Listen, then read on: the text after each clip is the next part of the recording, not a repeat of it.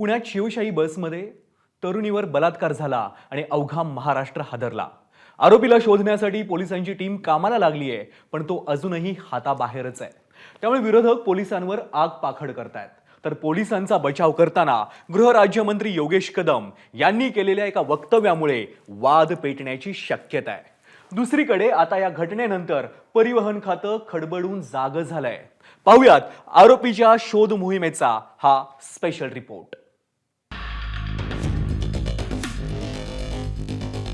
100 पोलिसांचा फौजफाटा, श्वान पथक, ड्रोनची मदत, एका नराधमाला शोधण्यासाठी अख्खी यंत्रणा कामाला लागली।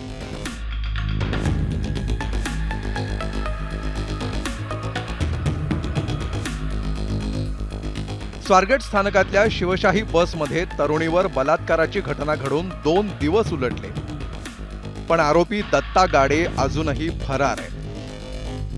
त्याच्या शोधासाठी पोलिसांचं पथक शिरूरमधल्या गुन्हाट गावात पोहोचलं।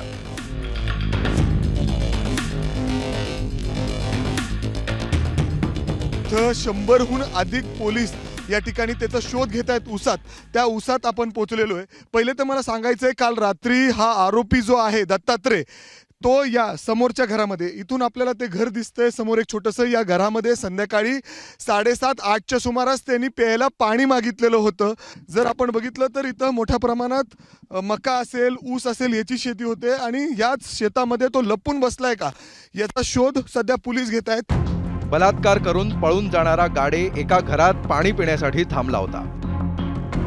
पुण्यातील स्वारगेट एसटी डेपोमध्ये 26 वर्षीय तरुणीवर लैंगिक अत्याचार करून जो आरोपी पळून आलेला आहे, तो याच गावामध्ये आलेला होता। काल रात्री जवळपास 8च्या सुमारास त्यांनी इथं आल्यानंतर जो आरोपी आहे दत्ता, त्यांनी इथं येऊन पाणी मागितलेलं होतं रात्री प्यायला, आणि त्याच घरामध्ये आपण आता आलेलो आहे। हे छोटंसं घर आहे आणि याच्या आजूबाजूला सगळी शेती आपल्याला पाहायला मिळते। पोलिसांची मोठी टीम या ठिकाणी आलेली आहे। ड्रोन असेल, त्याचबरोबर डॉग स्क्वॉडची टीम असेल, हे सगळेजण या ठिकाणी शोध घेत आहेत आणि त्याचबरोबर हे सगळे गावकरी देखील पोलिसांची मदत करतायत।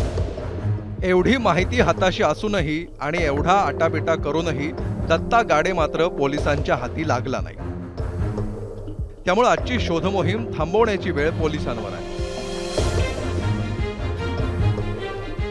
शोध मोहीम सध्या हळूहळू कमी करण्यात आलेली आहे, थांबवण्याचा प्रयत्न आहे, कारण या परिसरामध्ये बिबट्या आहेत आणि जे माणसं आतमध्ये शेतात गेलेली पोलीस त्यांना बाहेर यायला पुन्हा एकदा सांगितलेलं आहे।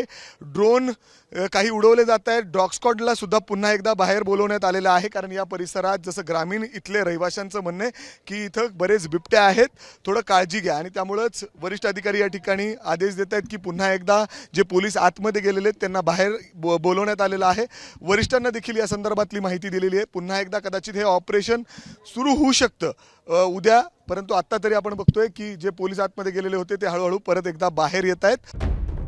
पोलिसांनी दत्तात्रय गाडेच्या 10 मित्रमैत्रिणींची चौकशी केली आहे। गाडेची माहिती देणाऱ्यांना 1 लाखाचं बक्षीस जाहीर केलंय, पण 2 दिवस उलटूनही आरोपी पोलिसांच्या हाती लागत नसल्यामुळं विरोधकांनी पुणे पोलीस आयुक्तांवर कोरडे ओढले।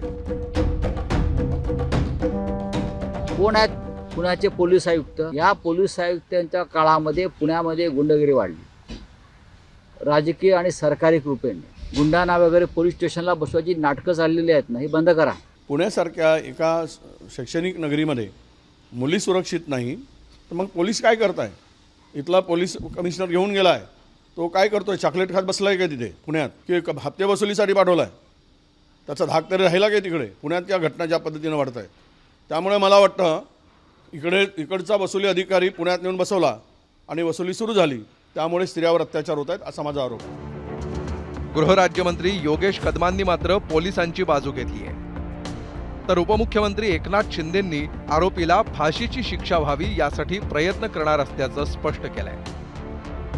परवाच्या दिवशी जी घटना घडली, ती घटना कुठले फोर्सफुली किंवा तिथे कुठला स्ट्रगल किंवा असं कुठलंही तिथे न झाल्यामुळे तिथले जेव्हा घटना घडली त्यावेळेला तिथे देखील जवळपास 10 ते 15 लोक त्या बसच्या आजूबाजूला देखील तिथे उपस्थित होते आणि कोणालाही तिथे शंका आली नाही, आणि त्यामुळे कदाचित ते जे क्राईम त्याला सुरळीतपणे करता आलं।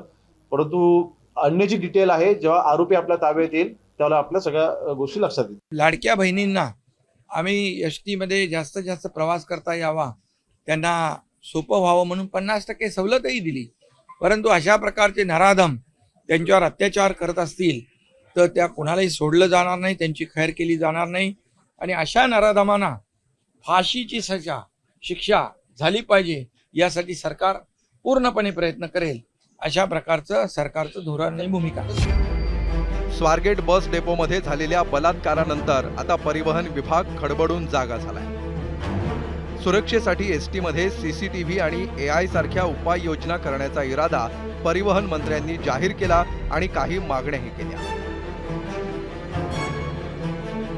त्या सुद्धा डिपार्टमेंटला IPS अधिकारी नेमावा असं तरतूद आहे, परंतु ते मध्यंतरीच्या काळामध्ये ती नेमणूक झालेली नाही. ती नेमणूक करावी अशा पद्धतीची विनंती आम्ही गृहमंत्री आणि राज्याचे मुख्यमंत्री श्री देवेंद्रजी फडणवीस यांना करणार आहोत. सर्व नाही, आता बघा, IPS अधिकारी नेमून ते गृह खात्याची जबाबदारी आहे.